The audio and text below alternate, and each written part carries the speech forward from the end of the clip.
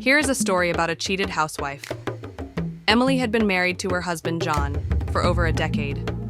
They had built a life together with 2 beautiful children and a lovely home in the suburbs.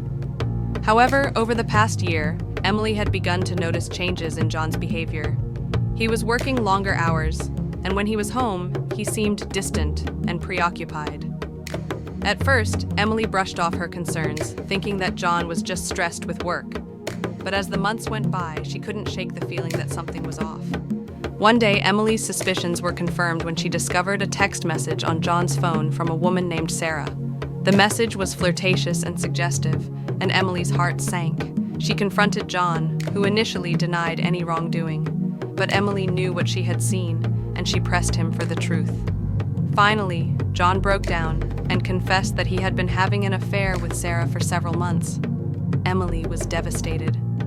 She felt like her whole world had been turned upside down. She couldn't understand why John would cheat on her, and she couldn't help but wonder if she was somehow to blame. As the days went by, Emily struggled to come to terms with what had happened. She felt angry, hurt, and betrayed, and she didn't know if she could ever forgive John. She considered leaving him, but she was torn. She loved him, and she didn't want to break up their family, but she couldn't just forget what he had done either. In the end, Emily decided to seek counseling, both alone and with John. It was a difficult and painful process, but it ultimately helped her to heal and move forward. Emily's story is a heartbreaking reminder that infidelity can happen to anyone and that it's never easy to recover from. But with time, support, and a lot of hard work, it is possible to heal and rebuild. As the counseling sessions progressed, Emily began to realize that John's infidelity was not just a one-time mistake, but a symptom of deeper issues in their relationship. She learned that John had been feeling unfulfilled and restless in their marriage, and that he had turned to Sarah as a way to escape and feel alive again. Emily was hurt and angry when she heard this, but she also felt a sense of sadness and loss. She realized that she had been so focused on raising their children and managing their household that she had neglected her own needs and desires. She began to see that she and John had grown apart over the years, and that they had lost the connection and intimacy that had once been so strong. With this newfound understanding, Emily and John began to work on rebuilding their relationship. They started dating again, just the 2 of them, and they made a conscious effort to communicate more openly and honestly. It wasn't easy, and there were still many times when Emily felt angry and hurt, but she was determined to move forward and to create a stronger, healthier marriage. As the months went by, Emily and John's relationship slowly began to heal. They learned to forgive each other and to rebuild their trust. Emily learned to let go of her anger and resentment and to focus on the present moment.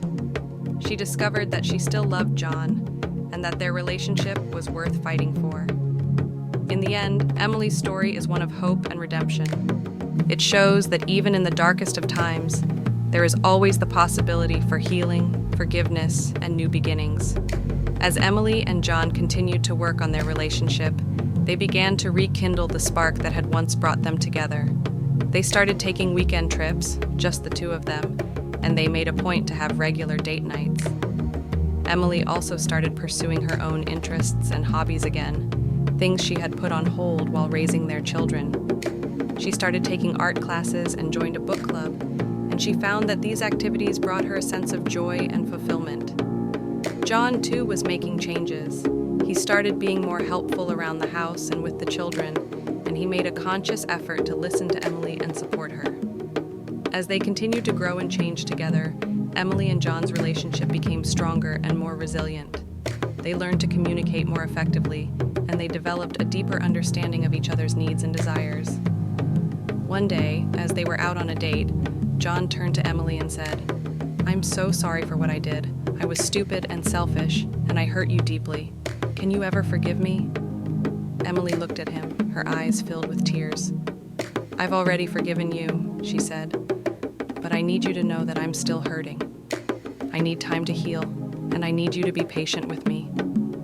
John nodded, his eyes filled with tears as well. "I'll be patient," he said. I'll do whatever it takes to regain your trust and make our relationship strong again."